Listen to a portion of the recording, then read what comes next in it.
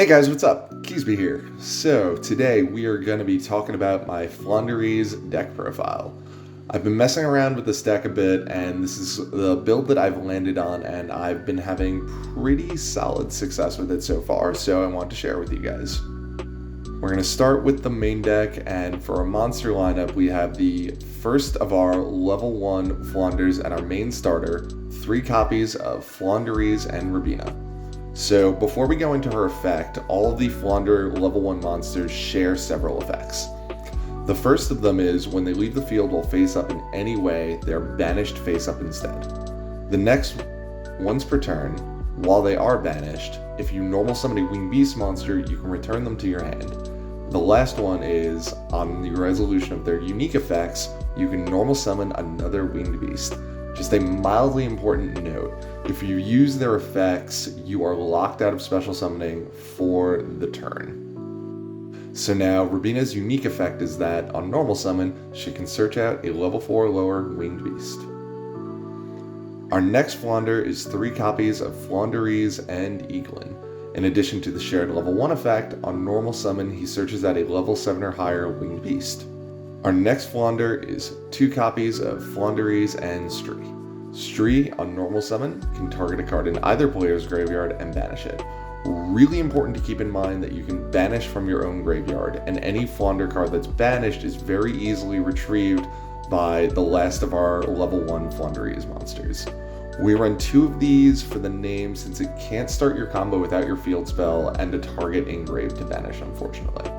And our last level 1 Floowander is Floowandereeze and Toucan. Toucan, on normal summon, can target a Floowandereeze card from your banish pile and add it back to your hand. I like one of these. The new quick play combos really well with it, essentially giving you a target to recover with the effect, and this plus field spell is full combo. Last for our level 4 lower monsters is Honorary Floowandereeze, Barrier Statue of the Stormwind. Statue locks your opponent out of special summoning any non-wind monsters, and because it is a winged beast, it can be normal summoned off the effects of any Floowandereeze monster. Generally, your basic end board monsters are going to be this fella and our next big bird, Floowandereeze and Empen. Empen does a lot. On normal summon, you can add a Floowandereeze spell or trap to your hand, then immediately on resolution, you can normal summon any monster, not just limited to winged beast for this one. The next effect is, when Empen battles, during damage calculation, you can banish a card from your hand to have the attack and defense of whatever she's battling. Important to note, this works whether Empen is being attacked or attacking. Lastly, while Empen is on the field, any special summon monster in attack mode cannot activate its effects.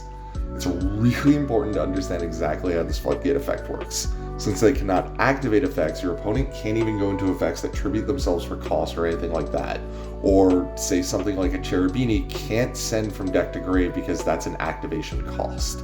It doesn't actually negate anything though, nor does it stop continuous effects. So just keep that in mind.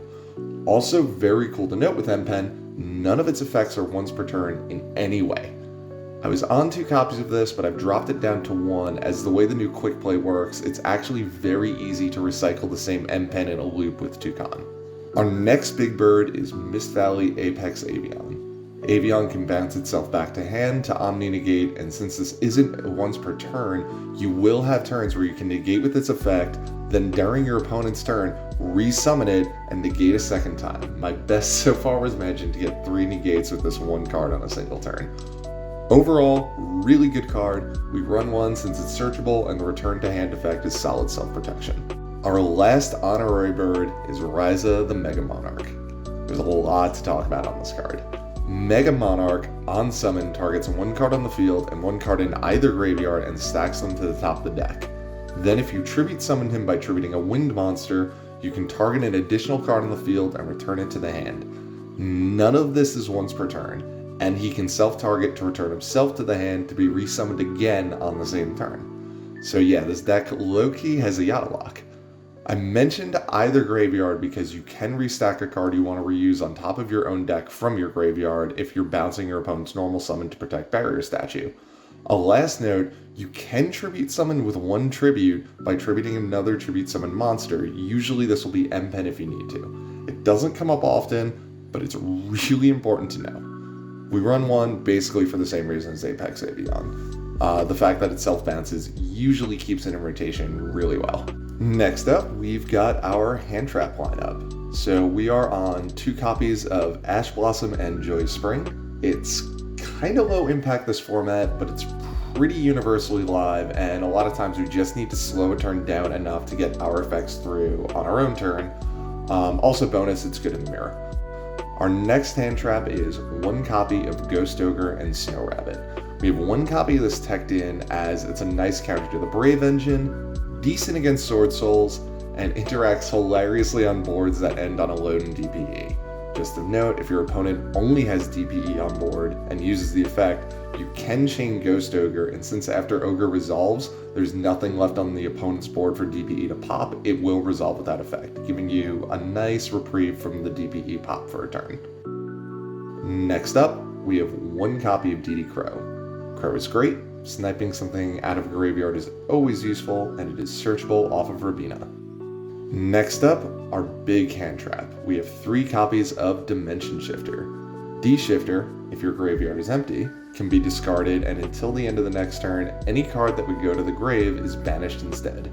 Keen viewers will remember that our little birds do this already, and one of them can recover any banished Flounder card, so D-Shifter is kind of gross in this deck, since our banished zone is easily accessible, and we do not care about not having a graveyard. It can act as a stop turn button against a lot of decks going second, and it is a great target to hit with Street, and even better, Ryza, as it will re-empty your graveyard and allow you to use D-Shifter a second time in the game. Not much more to say about this beyond it's really strong and you just have to time it at the right time. Also of note, D-Shifter shuts off any hand trap that sends to grave as cost, such as Veiler or Droll, which can really hurt this deck. Keep in mind, D-Shifter does shut off your own copy of Ghost Ogre, and that's part of why we only run 1. That's it for the monster lineup. Let's move on to spells and traps. First off, we have 3 copies of our insane field spell, Floowandereeze, and the Magnificent Map. Map is another card that does a lot. Once per turn, you can reveal a level 1 Floowandereeze in your hand, banish a Floowandereeze card from your deck, then immediately normal summon the revealed Floowandereeze monster. Few notes. This can allow you to chain block if you send another level 1 Flounder, since you'll go Chainlink 1, the Flounder you normal summon off map, then Chainlink 2, the Flounder you banish its effect to return to hand. Another thing to note, since this is a normal summon via an effect, you will still have your 1 normal summon per turn to use afterwards. Map's next effect, if your opponent normal summons a monster, you can activate Map's effect, and on resolution, normal summon a Flounder from your hand. 2 notes on the effect. First, it's not limited to the level 1s, you can summon M-Pen if you need to off this. And relevant really only in the mirror match, it does work on either player's turn if your opponent manages to normal summon on your turn. Map plus any little bird is full combo. Next up, we have our 4th copy of Map, Terraforming. Next, we have a really fun card, Floowandereeze and the Unexplored Winds. Winds is kind of insane. The less insane effect is, once per turn, you can reveal up to 2 Winged Beast monsters in your hand, stack them on the bottom of the deck, and then draw them any cards. The more insane effect of this card is, if you were to conduct a tribute summon requiring 2 or more tributes, you can instead send 1 monster you control and 1 card, not just monster, from your opponent's field to the graveyard. A lot to note about this effect. First of all, it does not activate. This is continuously on. So if you normal summon Eklund and your opponent doesn't respond, there's no window for them to do anything until you've searched your level 7 or higher Winged Beast and summoned it using something from their field. This also works under D-Shifter as well, since sending to graveyard is part of the effect and not a cost. The next note, this bypasses protections like Miscellaneous Saurus that only protect from activated effects, since again, this is a continuous effect. The most wild part about this effect is it is not once per turn. Next up, we have a ton of consistency cards. First of them is our newest card, the Quick Play spell, Floowandereeze and the Advent of Adventure. This card is wild. You can banish a Winged Beast monster from your hand or field, this is as cost, and then add a Floowandereeze monster or field spell from your deck to your hand. You then gain 500 life points. This card can be used to chain block around Ash by banishing a small bird to get a Rabina or an Eaglin, then using the banished bird as your chain link 2 to block out Ash. Or you can dodge Imperm or Veiler in a way that was similar to how Book of Moon was being used. Now, the pros and cons of the banish being a cost. Since it is a cost, your bird is instantly blinked off the field, meaning it can't be double Veilered or Impermed. The flip side of this is, if this card is ashed, you are now shy 1 bird.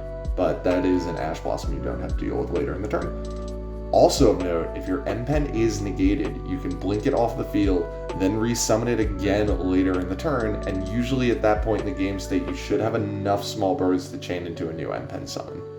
We're also running 3 copies of Pot of Prosperity. You very rarely use your extra deck in this deck. I think I've maybe gone into it like 5 or 6 times total, so you're always going to be banishing 6 off this.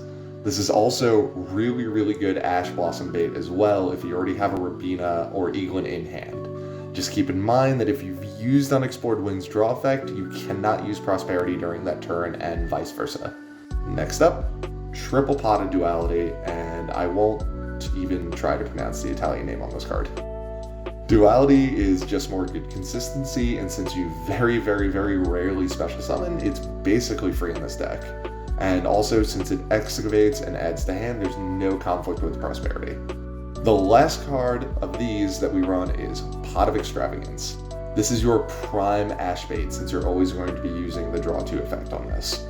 Also, a really nice interaction is if you have this and Pot of Prosperity in your hand, if your opponent ashes the Extrav, you can use Prosperity afterwards since you didn't actually draw any cards off the Extrav. It feels like a lot of pot cards, but as much as I love this deck, one of its biggest issues is still consistency, so I really want to jam as much draw power and Ash bait as possible in here. Next up, we have Gold Sark.